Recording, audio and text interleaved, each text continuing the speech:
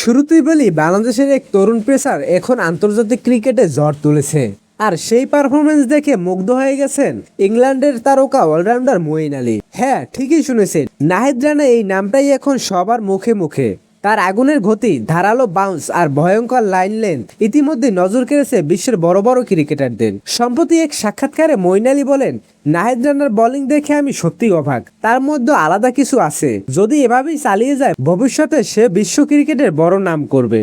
ভাবতে পারেন, এমন একজন অভিজ্ঞ ক্রিকেটার যিনি ইংল্যান্ড ক্রিকেট টিমের হয়ে বহু ম্যাচ জিতিয়েছেন, তিনি কিনা বাংলাদেশের এক তরুণকে নিয়ে এত বড় মন্তব্য করছেন।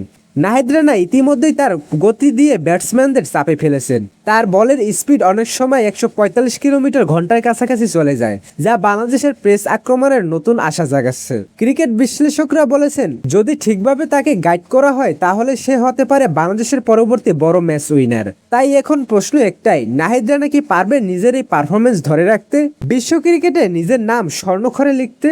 নতুন এক তারকা জন্ম নিয়েছে, আর সেই আলো এখন ছড়িয়ে পড়ছে পুরো বিশ্বে।